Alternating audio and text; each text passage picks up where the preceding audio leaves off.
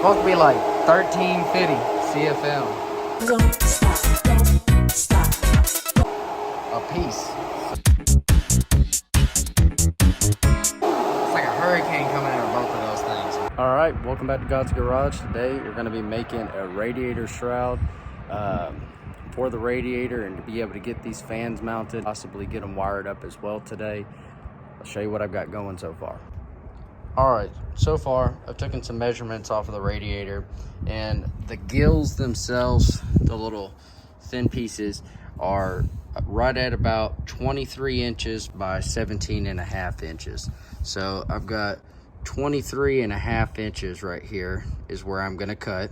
I'll explain that in just a second. 17.5 inches is gonna be how actual tall the face of it is, but we're gonna have another inch, a little bit more than an inch, because the bends are going to take up a little bit of metal, but we're going to have another inch on this side and inch on that side. And what I'm going to do is I'm going to have it boxed down. It'll go like doom doom, and it's going to pull the shroud off the face of the radiator right at about 1/2 inch, which is going to be right about in line with this. So instead of boxing down on the sides, it's just going to overlap right there. And we're gonna put a piece of rubber trim to seal it up against the face of that radiator and get the maximum amount of air getting pulled through the radiator by these two fans. And so the next thing that I'm gonna do is I'm gonna put this up on the sawhorse, and we're gonna cut the actual main piece out, and then we'll start bending it into place. Time to get this thing cut up.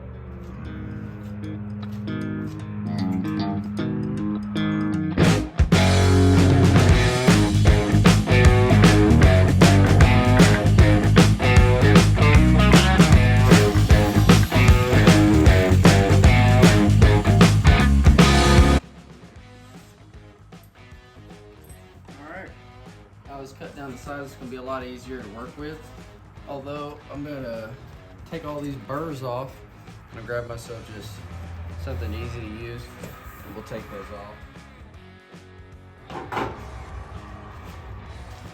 Okie dokie. Now that I got me a good piece of metal, I'm gonna take it over to the vise. We're gonna use a couple pieces of bar and put some bends into this thing.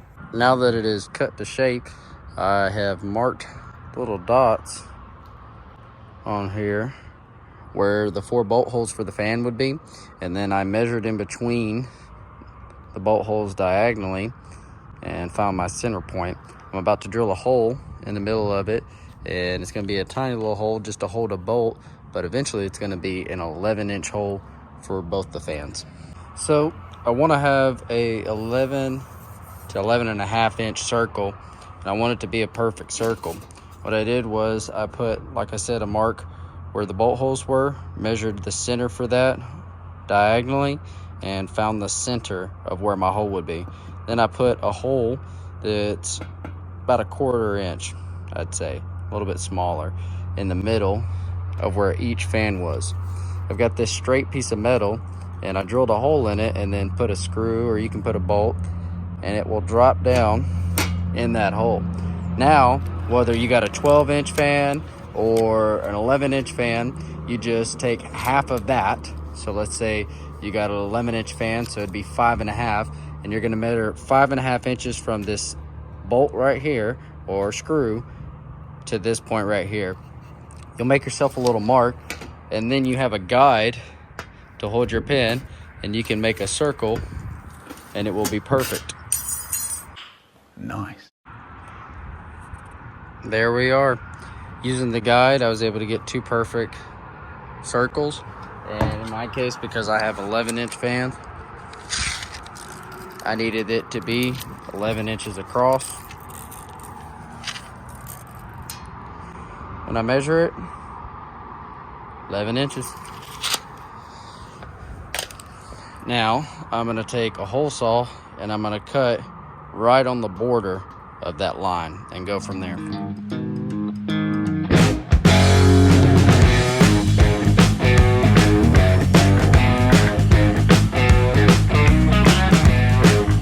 Then get you some 10 snips and get to cutting.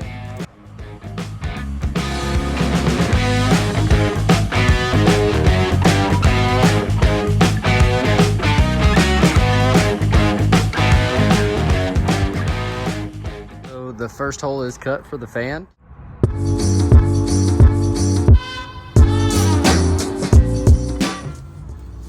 All right, got this thing sealed up on there nicely with the rubber pieces. I just grabbed me a little bit of trim. You can get like some of this rubber trim stuff at like AutoZone or Off-Field Interweb for like $5-10. They give you like 10 foot of it. It's just that rubber seal is gonna make it where it seals up nicely against the radiator. We have these fans. They're supposed to both be pulling about 1300 CFM, give or take a little bit, but they're from Spall, so they should work pretty good. I'm gonna get these things mounted up, and I just got me a couple 3/4 inch self-tapping screws.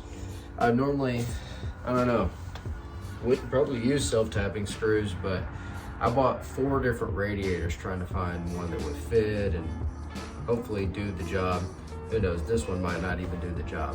But the ones that I saw that were like nicer radiators, they use self-tapping screws to hold the fans on there. So if it's good enough for them, it's good enough for me.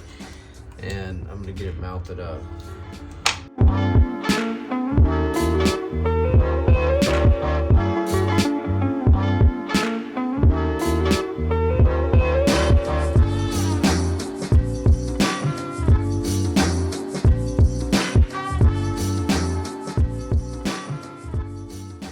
All right, now we got it all set up.